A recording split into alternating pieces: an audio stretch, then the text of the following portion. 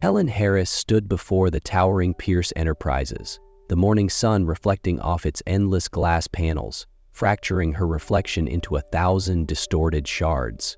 At 26, she had promised herself she would never work in private service again. And yet, here she was. She took a steadying breath, adjusting her simple black blazer.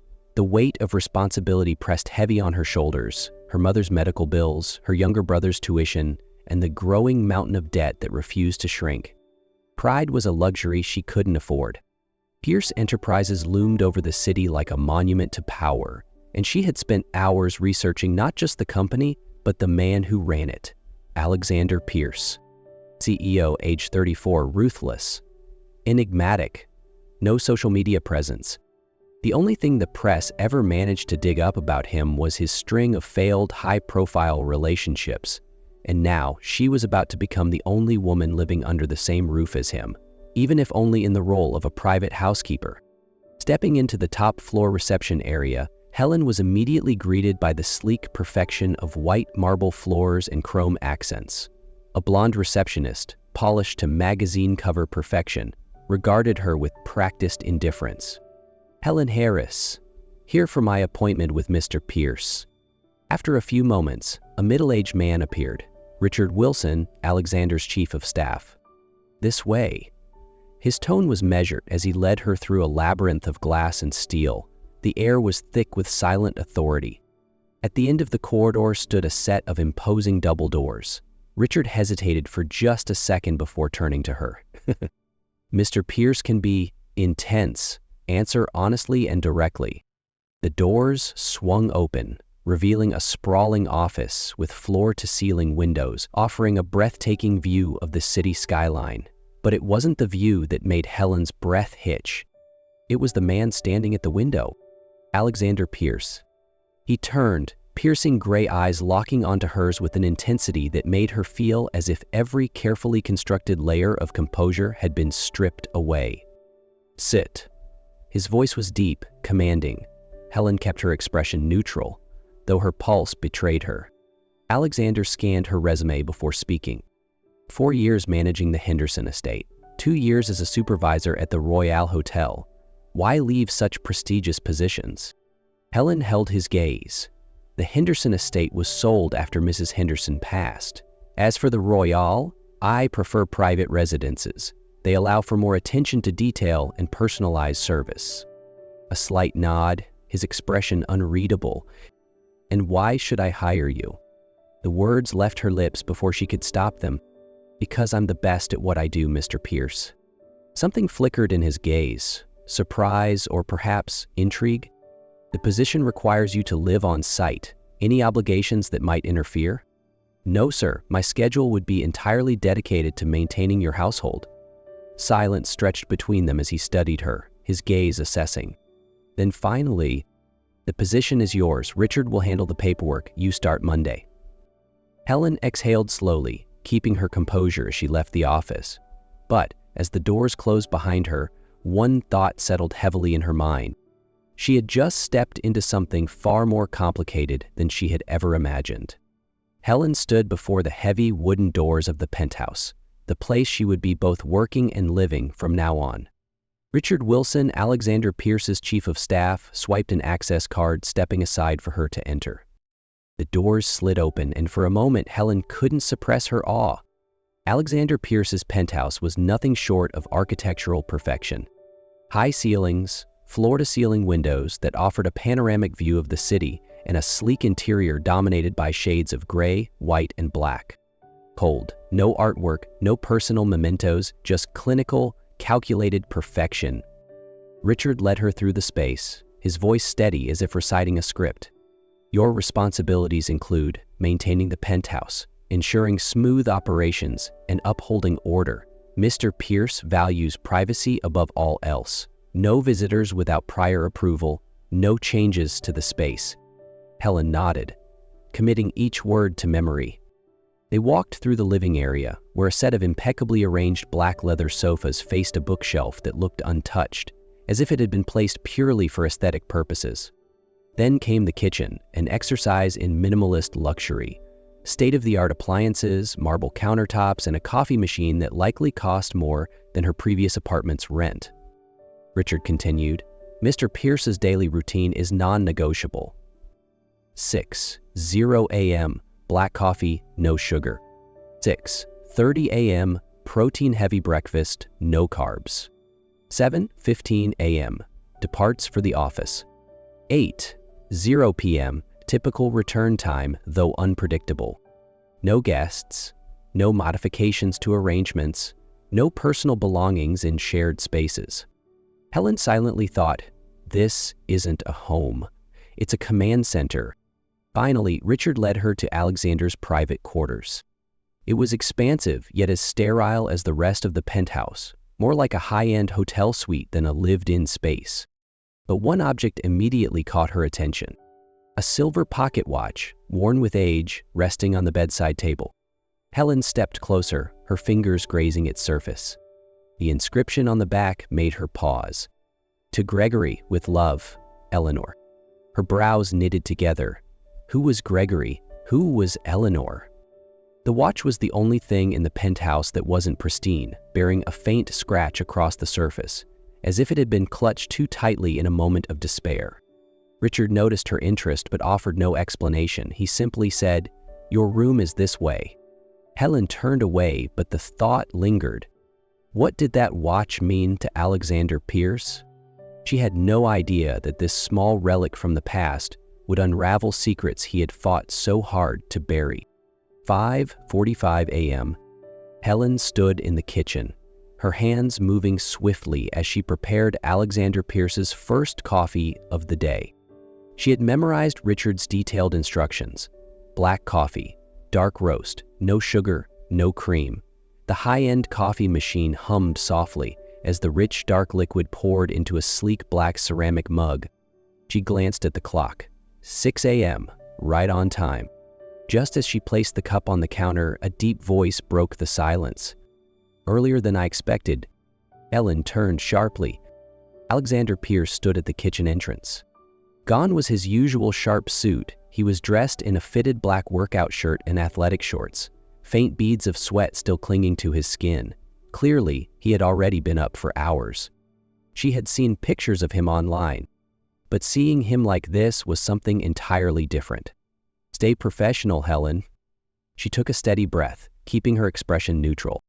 Good morning, Mr. Pierce. Your coffee is ready. Alexander stepped forward, taking the cup from the counter and sipping it, his storm-gray eyes scanning her intently. You've read my schedule. Helen nodded. I believe in being prepared. Alexander set the mug down, tilting his head slightly. The last housekeeper lasted 3 weeks. The one before that, 5 days. Do you know why? Helen met his gaze head-on, refusing to back down. I assume they found your standards challenging?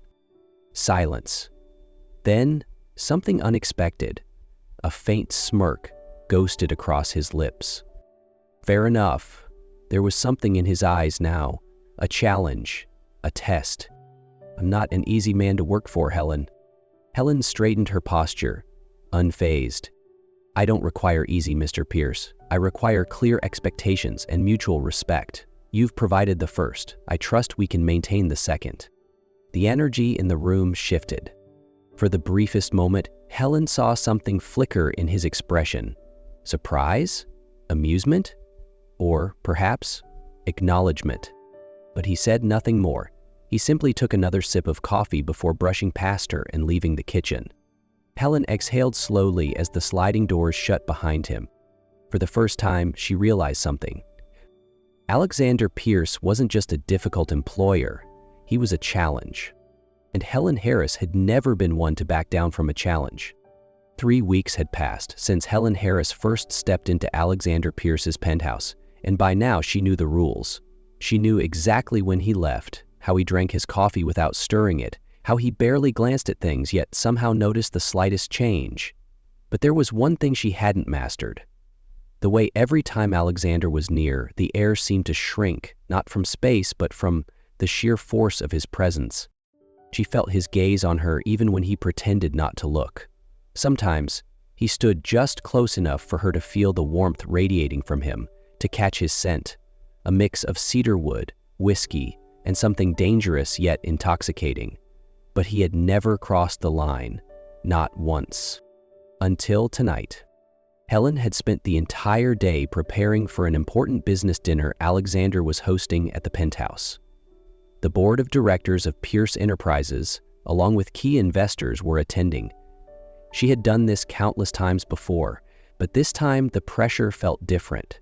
Not from the event, but from him. The dress he had sent to her room, a deep emerald silk gown, was nothing like the standard work attire she wore every day. It hugged her body in all the right ways, sophisticated yet understated. And when she entered the dining area, catching the moment Alexander's gaze landed on her, the flicker of approval in his eyes told her he had chosen it deliberately. Dinner went smoothly until Arlington, a senior board member, lifted his wine glass, his voice laced with amusement. "Nathaniel Carter just announced his engagement. I think it's about time you settle down too, Alexander." The air shifted. Alexander remained unreadable. "I don't believe my personal life is relevant to this discussion, Arlington." But Arlington smirked. "Come now, isn't there someone special in your life, or perhaps someone in this very room?" His eyes landed on Helen. She could feel the heat of Alexander's gaze even before she looked up. A prickle of awareness ran down her spine, but she forced herself to maintain a neutral expression, keeping her focus on the pristine white tablecloth in front of her. A long silence stretched across the table, the tension palpable. And then, before Alexander could answer, Helen did what she did best. She controlled the situation. "Mr. Arlington, I heard your company recently expanded into renewable energy. I'd love to hear more about the innovations you're implementing." It was a flawless deflection. The conversation smoothly transitioned, and Arlington, though slightly annoyed, took the bait and began discussing his latest business venture. But Helen knew when Alexander placed his wineglass down, the quiet clink of glass against wood sharper than it should have been, she had touched something far more dangerous than she intended. The evening continued, but after the final guest left, Helen made a swift retreat into the kitchen, immersing herself in the routine of cleaning up, willing herself to forget the unspoken tension of the night. She didn't hear him enter, but she felt it, the shift in the air, the weight of his presence behind her. "You handled Arlington well." His voice was smooth, quiet, too quiet. Helen didn't turn. "It was part of my job." Silence. Heavy. Lingering. Then his next words came, lower this time, laced with something she wasn't sure she was ready to name. "Is that all this is to you?" Her fingers tightened around the glass in her hand. "I don't know what you mean, Mr. Pierce." A slow, deliberate footstep, the faint sound of fabric shifting as he moved closer. "Don't you?" His voice was just behind her now, so near she could feel the warmth of it against her skin. "Then tell me, Helen, why did you tense when Arlington implied there was someone in my life?" Her breath caught. He exhaled a soft, dark chuckle. "I think, Helen, that this is no longer just a job." And when she finally turned to face him, she knew he was right. Helen spent the morning reorganizing the library in Alexander's study, a task he had never assigned, but one she instinctively knew was necessary. The books were too perfectly arranged, as if no one had truly read them. As she reached the shelf near his desk, her fingers accidentally brushed against a photo frame tucked behind a row of thick hardcovers. She picked it up, her breath hitching slightly at the sight. Alexander stood beside an older man, both clad in military uniforms. There was a rare smile on Alexander's face. "How long has that been there?" The deep voice behind her made Helen startle. When had he returned? She turned to see Alexander leaning against the doorframe, his hands curled into fists at his sides. "I didn't mean to intrude," she said quickly, placing the photo back on the desk. Alexander stepped forward, picking up the frame, his eyes scanning the image with an emotion she couldn't quite name. "That's my father, Gregory Pierce. This was taken before his final deployment." Helen noticed the way his grip tightened around the frame. "He'll make it back?" Alexander gave a small nod. "He died on a mission. I didn't get to say goodbye." A heavy silence settled between them. Then Helen remembered the pocket watch she had seen on his nightstand. That watch, it was his, wasn't it? Alexander let out a quiet laugh, though there was too much pain in his eyes for it to be called a smile. Yes, my mother, Eleanor, gave it to him on their wedding day.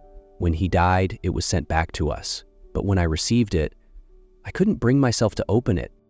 Helen stilled. That was why the watch remained untouched, frozen in time. Without thinking, she placed her hand over his, a simple but genuine gesture. Alexander didn't pull away. And in that fleeting moment, she glimpsed the man behind the mask, a man burdened by regrets he would never escape. Helen could feel it. The atmosphere in the penthouse had changed. Ever since that night, since the moment her hand had rested on Alexander's in his study, everything between them had shifted. Alexander watched her more often now. She could feel his gaze on her when he thought she wasn't looking. The silence between them was no longer just silence. It carried something unspoken, something dangerous. Helen knew she was walking a fine line, but she never expected they had already been caught. The scandal broke like wildfire. Photos surfaced online capturing stolen glances at the gala, moments where they had stood too close, where Alexander's eyes had lingered on her for just a second too long. And now the board was applying pressure. Helen realized the full gravity of the situation when her phone wouldn't stop buzzing that morning. Message from her brother. Helen, reporters showed up at Mom's house. Her stomach dropped. The office doors burst open. Alexander strode in, his expression dark with fury. They want me to end this. His voice was low, edged with something lethal. Helen took a steady breath, forcing herself to remain calm. You knew this would happen. I don't care. He stepped closer, his gray eyes burning with defiance. No one tells me what to do. Helen wanted to believe him, but she couldn't afford to be selfish. You can handle it, but what about your company, my mother, my brother? Her voice wavered. Alexander stilled, his fingers twitching as if fighting something within himself. Helen looked away. She already knew the answer. That night, she wrote her resignation letter, placed her mother's pearl earrings beside Alexander's pocket watch, and walked out of Pierce Enterprises into the silent night. She didn't look back. What she didn't know, Alexander stood by the window, watching her leave, and he wasn't about to let her go. 3 days after leaving, Helen kept telling herself she had made the right choice. But when the latest news flashed across her phone screen, she knew she had been lying to herself. Alexander Pierce steps down as CEO, transfers ownership to employee trust. Her hands trembled as she clicked on the live video. Alexander stood before a sea of reporters, his expression calm but his eyes unshakable. Pierce Enterprises was built for its people, not as a tool for manipulation. He paused, then looked straight into the camera. And I won't let anyone dictate who I care about. Helen's heart stuttered. Helen Harris come home. There was no thinking, no hesitation. She just knew she had to go back. Without a second thought, Helen rushed out of the cafe, hailing a cab back to the penthouse. When she stepped inside, breathless from the sprint, Alexander was already there, as if he had known she would come. They stood in silence, saying nothing. Yet everything was clear in the way they looked at each other.